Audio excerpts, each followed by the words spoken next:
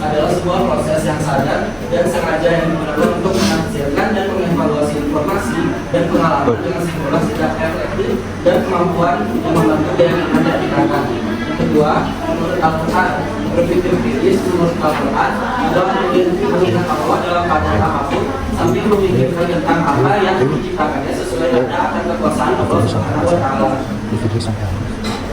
Tafsiran atau penjelasan Al-Quran surah Al-Imran ayat 190 sampai dengan 191. Dalam ayat 190 Quran surah Al-Imran menjelaskan bahwa sesungguhnya dalam tatanan langit dan bumi serta keindahan, perkiraan dan garis besar dari penciptaan dan juga dalam seluruh Indonesia dan malam secara teratur sepanjang kami kita dapat merasakan pengaruh terhadap tubuh kita dan cara berpikir kita adalah pengaruh panas matahari di dunia malam dan pengaruhnya yang ada pada dunia keluarga dan keuangan merupakan tanda dan bukti yang menunjukkan keesaan Allah, kesempurnaan pengetahuan dan kekuasaannya. Langit dan bumi diciptakan oleh Al-Khaliq tersusun dengan sangat teliti, bukan hanya semata-mata dijadikan, tetapi setiap saat maka minggu semua bergerak menurut aturan. Silih bergantinya siang dan malam besar pengaruhnya atas hidup kita dan segala yang bernyawa. Kadang-kadang malam terasa panjang dan sebaliknya. Musim pun silih berganti, musim dingin, musim panas, gugur dan juga musim semi. Demikian juga hujan dan panas, semua ini menjadi tanda-tanda kebesaran dan keagungan Allah bagi orang yang berpikir bahwa tidaklah semuanya terjadi dengan sendirinya, pasti ada yang menciptakannya, yaitu Allah Subhanahu wa Ta'ala. Cara berpikir kritis menurut agama Islam yaitu yang pertama melakukan pengamatan dan mengamati segala sesuatu yang ada di sekitar kita sebelum melakukan suatu tindakan. Kedua, tindakan untuk membedakan perkara yang baik dan yang buruk. Ketiga, zikir, mengaitkan segala sesuatu yang kita hadapi dengan cara selalu mengingat Allah Subhanahu wa Ta'ala. Yang keempat, tasbih dan doa, menyerahkan segala sesuatu yang kita hadapi kepada Allah Subhanahu wa Ta'ala. Dan terakhir dan kesimpulan, yaitu keputusan tentang tindakan apa yang kita lakukan ke depannya. Ketertiban berpikir kritis dengan orang yang berakal atau ulil albab untuk menghidupkan nurani. Yang pertama, pengertian dari ulil albab atau orang yang berakal. Yang pertama, menurut Ibnu Mubzir, menafsirkan ulil albab sebagai orang yang bertakwa kepada Allah Subhanahu wa Ta'ala, berpengetahuan tinggi dan mampu menyesuaikan diri dalam segala lapisan masyarakat hadir maupun maksimal. Kedua, menurut Imam Nawawi, ulil albab adalah mereka yang berpengetahuan suci, tidak hanyut dalam derasnya arus hingga mereka mengerti, menguasai dan juga mengamalkan ajaran Islam.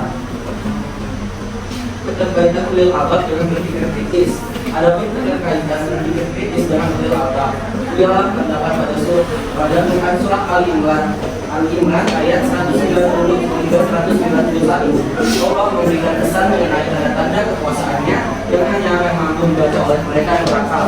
Orang yang berakal ini memiliki kemampuan berpikir kritis dan masuk merumus dalam penciptaan Allah Subhanahu wa Ta'ala, baik yang ada di bumi maupun yang ada di langit. Hakikat berpikir kritis. Definisi tentang berpikir kritis disampaikan oleh Mustanji yang memberikan definisi bahwa berpikir kritis adalah berpikir secara beralasan dan reflektif dengan mendekatkan pembuatan keputusan tentang apa yang harus dipercayai atau dilakukan. Salah satu contoh kemampuan berpikir kritis adalah kemampuan membuat ramalan, yaitu membuat prediksi tentang sesuatu masalah seperti memperkirakan apa yang akan terjadi besok berdasarkan analisis terhadap kondisi yang ada pada hari ini.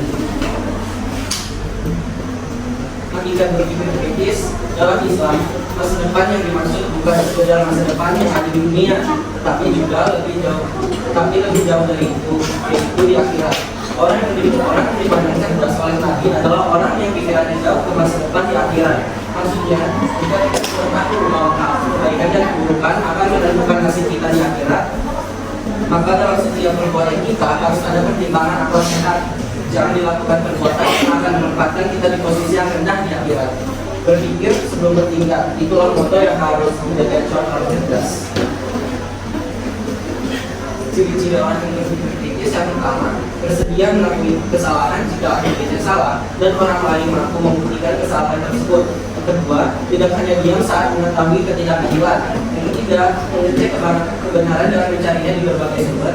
Yang keempat, berpikir dua kali sebelum melakukan atau mengucapkan sesuatu. Yang kelima, tidak mudah termakan berita bohong atau ujaran kebencian yang beredar. Yang Keenam, memiliki pemikiran yang terbuka terhadap segala sesuatu. Ketujuh, memiliki rasa ingin tahu yang besar dalam menyikapi suatu isu atau persoalan. Dan yang terakhir, mencari alternatif solusi dan berpikir terbuka. Lalu apakah sikap dan perilaku terpuji dapat dikembangkan dengan berpikir kritis? Melalui pembahasan sebelumnya, dapat kami simpulkan bahwa sikap dan perilaku terpuji dapat dikembangkan dengan berpikir kritis. Mengapa demikian? Karena dalam berpikir kritis sudah pasti manusia tersebut adalah orang berakal dan akan terus menghina kekuasaan Allah dan segala penciptaannya, sehingga manusia tersebut takut akan dosa yang akan dia kerjakan.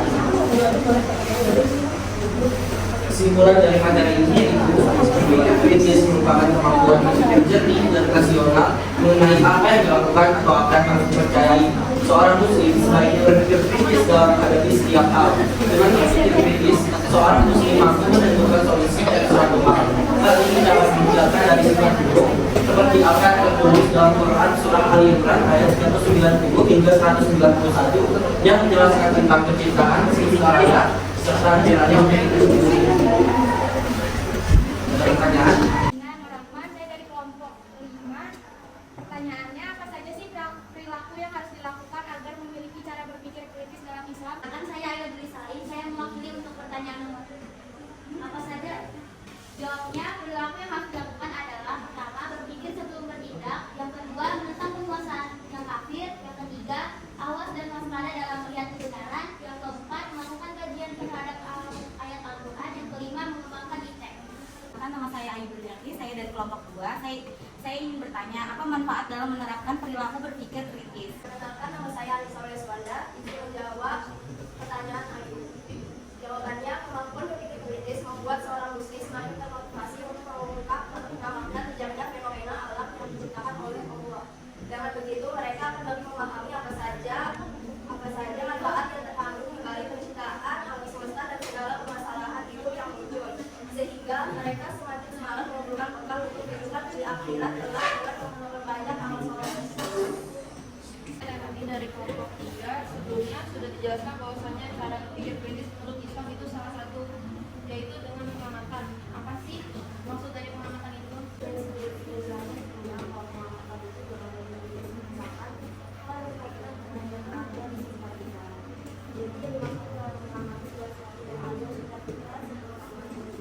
Kalau saya mau tanya apa sih perbedaan berpikir kritis menurut Islam dan berpikir kritis menurut ahli? Berpikir kritis menurut Al-Quran dan menurut ahli, yaitu pada menurut Al-Quran, berpikir kritis menurut Al-Quran adalah mengingat Allah dalam keadaan apapun sambil memikirkan tentang apa yang diciptakannya sebagai tanda kekuasaan Allah. Menurut Nakres atau ahli, berpikir kritis adalah sebuah proses yang sadar dan sengaja yang digunakan untuk menafsirkan dan mengevaluasi informasi dan pengamatan dengan sejumlah sikap refleksi, kemampuan yang keyakinan dan tindakan. Perkenalkan, saya Fira, perwakilan dari kelompok 6. Apakah ada keterkaitan antara memilih albab dan berpikir kritis? Jika memang ada, bisa dijelaskan. Sekian, izin menjawab. Keterkaitan berpikir kritis dengan ulil albab atau orang berakal ialah terdapat pada Quran surah Al-Imran ayat 190 hingga 191. Allah memberikan pesan mengenai tanda-tanda kekuasaannya yang hanya akan mampu dibaca oleh orang berakal atau ulil albab.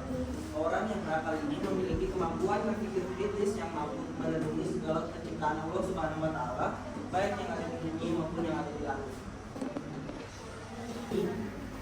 Assalamualaikum.